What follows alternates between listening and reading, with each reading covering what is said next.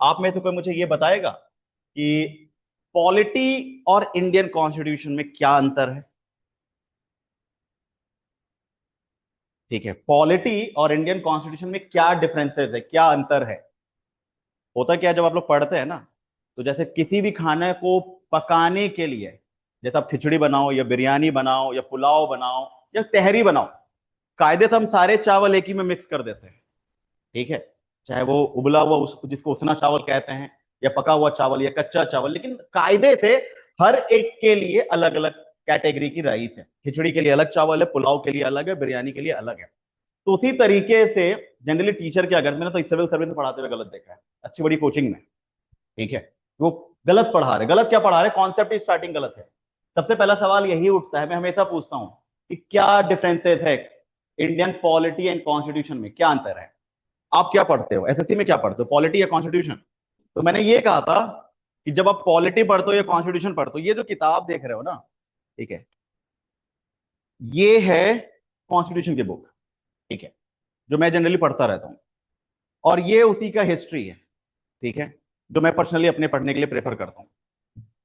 आप सीधा सीधा आर्टिकल रखते हो कि आर्टिकल 14, आर्टिकल 15, आर्टिकल 17, प्रेसिडेंट का एज, वाइस प्रेसिडेंट का एज, यही रखते हो।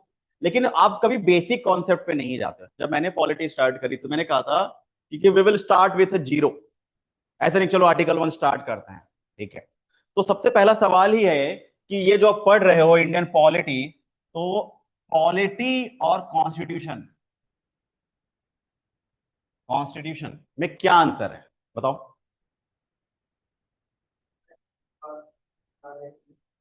क्या बात है, बहुत बढ़िया। और what is the basic difference between the constitution and polity? क्या अंतर है राज्य व्यवस्था और संविधान में? और आप क्या पढ़ रहे हो, चाहे एसएससी की तैयारी करो या दिल्ली पुलिस की? ठीक है, क्या पढ़ रहे हो, बताओ।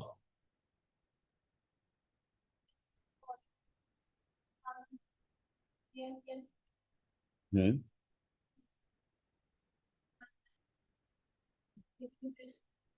अच्छा। अच्छा, कहाँ पढ़ा, कहाँ पढ़ा? अगर, अच्छा चलो कोई बात नहीं, कोई बात नहीं, मैं बताता हूँ। जब आप कॉन्स्टिट्यूशन और पॉलिटी में क्या अंतर, मैंने इसलिए कहा ना कि मैंने आईएएस में गलत पढ़ाते हुए देखा। मैं करोल बाग में पढ़ाता हूँ तो मुझे पता है इस चीज को लेकर के। तो मैं सिविल सर्विस में कॉन्स्टिट्यूशन विद पॉलिटी पढ़ाता हूँ, बहुत अंतर है। ठीक है, जब बात आप कॉन्स्टिट्यूशन की करते हो, ठीक है, constitution is the basic rule of any country और ऑर्गेनाइजेशन। संविधान किसी भी देश या संगठन की आधारभूत विधि है, बेसिक रूल है। ठीक है, जैसे बहुत लोग बोल देते हैं it is the written document, नहीं। You all guys are a human being, तुम सब मानव हो, इंसान हो, लेकिन दोनों का स्वरूप, नेचर अलग है। एक लड़का है और एक लड़की है, लेकिन ओवरऑल सब क्या हो, ह्यूमन बीइंग हो, इंसान ही हो ना। तो उसी तरीके से जो कॉन्स्टिट्यूशन किया है, जो आधारभूत जो परिभाषा है ना कॉन्स्टिट्यूशन की, ठीक है, जो कॉन्स्टिट्यूशन है, it is the basic rule of any country and organization. Then what is polity? जैसे तुमने अभी कहा, क्या नाम बताया था, काजल। तो जैसे भी काजल ने कहा कि सर सीएम पीएम, जब आप आर्टिकल पढ़ोगे ना, इस वाले किताब को जब पढ़ोगे, इसमें आपको सीएम को लेकर के भी आर्टिकल मिलेगा, पीएम को लेकर के भी आर्टिकल मिलेगा। ठीक है, आर्टिकल 74 पढ़ोगे ना, उसमें एक शब्द आएगा, इट्स मीन। जब मैं अभी कॉन्स्टिट्यूशन की बात कर रहा हूं, हमारे पास कितने आर्टिकल हैं कॉन्स्टिट्यूशन में? 395, गुड, 395 है। इट्स मीन इस 395 में जो भी चीजें लिखी हुई हैं वो सब कॉन्स्टिट्यूशन का पार्ट है। एक बार आर्टिकल पढ़ना 74, there shall be a council of minister and with prime minister. Bharat में एक मंत्री परिषद होगा और प्रधानमंत्री होगा, जो कि समय समय पर राष्ट्रपति को सलाह और मशवरा देगा। There shall be a council of minister and with prime minister who will aid and advice to the president of India. तो फिर पीएम साहब तो यहां आ गए एक आर्टिकल में, तो फिर अलग क्या रहा? इसे मैंने कहा लोग थोड़ा सा गलत हो जाते हैं। अब पॉलिटी क्या है, जब आप कॉन्स्टिट्यूशन देखते हो तो पॉलिटी फिर क्या है? पता है, जब मैं पढ़ाता हूँ ना, तो एक बात बताता हूँ। जब मैं पढ़ा रहा होता हूँ तो बहुत एकदम वही आंसर देते हैं, कट एंड कॉपी वाला। मैं पूछता हूँ कहाँ पढ़ा, सर आप ही ने तो बताया था। थोड़ा होता है ना एक, I am using very lemon term, थोड़ा भौकाली जम जाता है, इसको तो आ रहा है। फिर उसके सोर्स ऑफ इंफॉर्मेशन को जानो, उसका सोर्स ऑफ इंफॉर्मेशन क्या है। Polity is an actual administrative function of the constitution. संविधान की वास्तविक प्रशासनिक कार्य प्रणाली जो है वही राज्य व्यवस्था। इस संविधान को चलाना कैसे है, ठीक है। अब उदाहरण देता हूं, मैंने तुम्हें कहा यहां से जीटीवी जाना है, ठीक है। जीटीवी मेट्रो स्टेशन सबने सुना होगा, जीटीवी जाना है। हमारा टारगेट क्या है, जीटीवी पहुंचना। मैंने ये कहा कि तुम उड़ के जाओ, चल के जाओ, रेंग के जाओ, दौड़ के जाओ, ई रिक्शा से जाओ, बाइक से जाओ, रैपिडो करो, कुछ कहा? तुम्हारा अपना माध्यम है। हमने जीटीवी तक पहुंचने के लिए बता दिया, जीटीवी हमारा मेन टारगेट है। कॉन्स्टिट्यूशन के आर्टिकल्स ने हमारा मेन ऑब्जेक्ट बता दिया है। We have 395 articles, its mean we have 395 object. हमारे पास 395 उद्देश्य हैं इस देश को चलाने के लिए, ठीक है। संविधान का डेफिनेशन क्या है? किसी भी देश या संगठन की आधारभूत विधि, ठीक है, यही है संविधान, इससे ज्यादा कुछ नहीं है, ठीक है। और राजनीतिक व्यवस्था, संविधान की वास्तविक कार्य प्रणाली ही राज्य व्यवस्था है, इसलिए इसको राज्य व्यवस्था या पॉलिटी कहते हैं, ठीक है। एक मूवी देखी थी बाहुबली, बाहुबली में वो मैडम वो कहती है मेरा वचन ही है मेरा शासन, सुना है? वो क्या कहना चाहती है? वो कहना चाहती है मुझे जैसे चलेगा मैं वैसे चलाऊंगी, राज्य चलना चाहिए। तो एक व्यक्ति विशेष की इच्छा पे निर्भर करता है, यानी कि राज्य व्यवस्था जिसको आप पॉलिटी कहते हो, ये इसी को चलाने का एक माध्यम है। जैसे अभी आप काजल ना, काजल ने कहा पीएम, तुम्हें पता है पीएम का चुनाव कैसे होता है? How we can appoint our prime minister of India, how we can elect? कहां पढ़ा? हाँ क्या करो बाबू? राज्यसभा के नहीं होते हैं? राज्यसभा के तो वो इंटरनल होते हैं ना। तो क्या पीएम राज्यसभा से नहीं हो सकता? राजीव गांधी कहाँ से थे?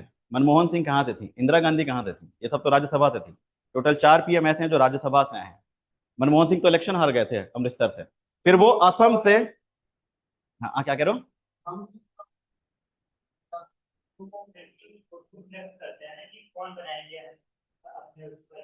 कहाँ लिखा है how we can appoint our prime minister of India? How we can appoint, how we can elect our president, राष्ट्रपति कैसे चुनेंगे, तो लिखा पड़ा है। जब अनुच्छेद 52 से पढ़ोगे ना पूरा 61 तक, पूरा पता चल जाएगा राष्ट्रपति कैसे। लेकिन प्राइम मिनिस्टर कैसे चुनेंगे? आर्टिकल 74 में साफ लिखा पड़ा है there shall be a council of minister and with prime minister, यानी भारत में एक मंत्री परिषद होगा और प्रधानमंत्री, बस इतना लिखा है। लेकिन प्रधानमंत्री चुनते कैसे, कहीं नहीं लिखा। प्रधानमंत्री का चुनाव कैसे होगा ये कहीं नहीं लिखा है, फिर कैसे चुनते हैं? तो राज्य व्यवस्था, राज्य यानी शासन चलाने की व्यवस्था, इसलिए इसका नाम राज्य है। राज्य यानी जो स्टेट बोलते हो, उसकी व्यवस्था, उसको कैसे चलाना, उसका तरीका क्या होगा, इसलिए उसका पूरा नाम है राज्य व्यवस्था या राजनैतिक व्यवस्था। तो हम क्या करते हैं, जो चुनी हुई सरकार आती है, जिसको अभी चुनी हुई सरकार कौन? जिसको ज्यादा से ज्यादा वोट में सीट मिलता है। अभी 543 अब हो गया है, उस टाइम पे 545 हुआ करता था जब मोदी जी 2014 में चुने गए थे। अगर आपको लोकसभा में सरकार बनानी है तब वो कितने सीटें चाहिए थी?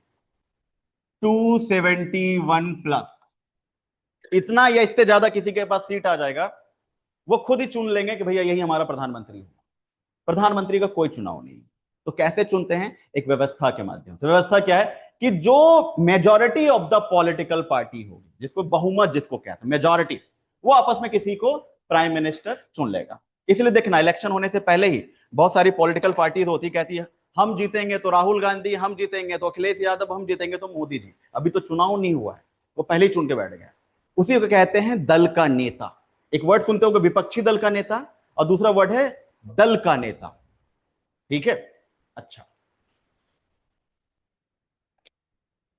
इसलिए मैंने कहा ना कि मैंने यूपीएससी में तो गलत पढ़ाते देखा इस चीज को। वो दोनों को एक ही मानते हैं, कहते हैं सीएम पीएम इसमें। भाई जब सीएम पीएम इसमें है तो आर्टिकल 74 में there shall be a council of minister and with prime minister क्या कर रहा है, ठीक है। बहुत लोग कहते हैं वो चुनाव उनाव वाला जो होता है वो राजद, तो आर्टिकल 324 में इलेक्शन कमीशन क्या कर रहा है? तुम्हारे घर में इलेक्शन ड्यूटी लगती है फैमिली की? लगती है? किसके घर में लगती है? मम्मी पापा भैया किसी के? अच्छा, मे भी टीचर हो सकते हैं स्टेट गवर्नमेंट में या फिर कोई भी डिपार्टमेंट में हो, लेकिन स्टेट गवर्नमेंट होंगे या सेंटर गवर्नमेंट होंगे। कभी पूछना उनसे कि जो भी होंगे रिलेटिव्स, आपकी इलेक्शन ड्यूटी क्यों लगती है, कभी पूछना।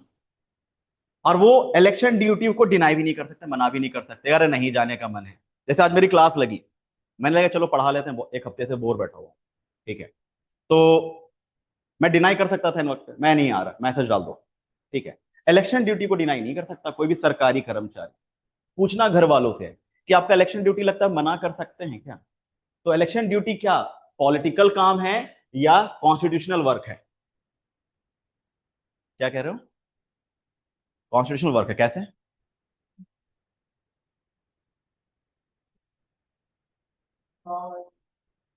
तो चुनाव और चुनाव का काम दोनों अलग चीजें हैं, बताओ। इसे मैंने कहा ना कि जब आप पढ़ते हो ना किसी चीज को, रटने के हिसाब से मत जाओ, उसको समझने के हिसाब से जाओ। आर्टिकल 324 पढ़ोगे ना, उसमें एक क्लाउज है, क्लाउज 6, उसमें एक छोटा सा वर्ड आया है, ठीक है, स्टाफ, कर्मचारी, एक छोटा सा वर्ड आया है। 324 क्लाउज 6, ठीक है। 324 के खंड 6 में लिखा हुआ है कि जब भी निर्वाचन आयोग को, अभी मैंने पढ़ाना स्टार्ट नहीं किया, मैं पहले बता दूं, मैं तो अभी अंतर बताने का उदाहरण दे रहा हूं। 324 में बहुत सारे लोगों को मैं देखा है, यूपीएससी कुछ मतलब, देखो ये इलेक्शन इलेक्शन वाला जो काम है ना, ये पॉलिटी का पार्ट है, क्या फर्जी पढ़ा रहे हो यार, ठीक है। देखो 324 क्लाउज से एक वर्ड है स्टाफ। जब भी इंडिया में, चाहे वो स्टेट असेंबली इलेक्शन हो, बिहार में इलेक्शन है, या फिर जब भी सेंटर इलेक्शन 2029 में होगा, जब भी इलेक्शन होगा, तो केंद्र के लेवल के जितने कर्मचारियों की नियुक्ति होती है ना, केंद्र कर्मचारी, वो राष्ट्रपति के माध्यम से होती है। और राज्य के स्तर पर जितने कर्मचारियों की नियुक्ति होती है ना, वो राज्यपाल के माध्यम से। जिसको आप कहते हो ना, एक ट्राइंगल पढ़ते हो, जिसका नाम है कार्यपालिका, विधायिका, न्यायपालिका। तो कार्यपालिका का काम है कानून को क्रियान्वित करना, लागू करना, विधान लागू करवाना, ठीक है। जब आप पढ़ोगे ना कार्यपालिका के बारे में, तो उसे पढ़ोगे राष्ट्रपति के बारे में, कि केंद्र की कार्यपालिका का हेड राष्ट्रपति होता है और राज्य की राज्यपाल होता है। ये मैंने पूरी पूरी क्लास में पढ़ाया था, ठीक है। उसी में लिखा हुआ है कि चीफ इलेक्शन कमिश्नर प्रेसिडेंट से डिमांड करेगा और गवर्नर से डिमांड करेगा, हमको कुछ कर्मचारी चाहिए इलेक्शन कंडक्ट कराने के लिए। और वही कर्मचारी जो है राष्ट्रपति केंद्र स्तर पर, राज्यपाल राज्य के स्तर पर मुहैया कराएगा इलेक्शन कमिश्नर को। इसलिए देखना पैरामिलिट्री की ड्यूटी लगती है, अर्धसैनिक बलों की ड्यूटी लगती है, देखोगे क्यों? क्योंकि वो सब राष्ट्रपति के माध्यम से। पैरामिलिट्री होता है गृह मंत्रालय के अंतर्गत, और सेना जिसको प्रॉपर आर्मी कहते हैं, पैरामिलिट्री जिसको प्रॉपर सेना कहते हैं, वो आती है रक्षा मंत्रालय के अंतर्गत। तो ये जो बीएसएफ, एसएसबी, आईटीबीपी, ये सब देखोगे ना, उसका मालिक अमित शाह है, दिल्ली पुलिस का मालिक अमित शाह है, ठीक है। लेकिन जब आर्मी जिसको प्रॉपर कहते हैं, लेफ्टिनेंट, कर्नल, ये सारे, वो सब आते हैं राजनाथ सिंह यानी रक्षा मंत्रालय के अंतर्गत, ठीक है। उन सब की ड्यूटी लग सकती है, क्यों? क्योंकि राष्ट्रपति से मांगा गया। तो ये जो इलेक्शन ड्यूटी लगती है ना, ये एक संवैधानिक कार्य है। लेकिन उसको कैसे लागू करना है, कहां उसको ड्यूटी देनी है, कैसे ट्रेनिंग देना है, वो सब राजनीतिक व्यवस्था, यानी कि कैसे काम करना है। राष्ट्र प्रधानमंत्री पद लिखा हुआ है, लेकिन प्रधानमंत्री नियुक्त कैसे होंगे, कहीं नहीं लिखा हुआ। तो वो सब राज्य व्यवस्था का है, ठीक है। संविधान को चलाने की वास्तविक कार्य प्रणाली का नाम ही राज्य व्यवस्था।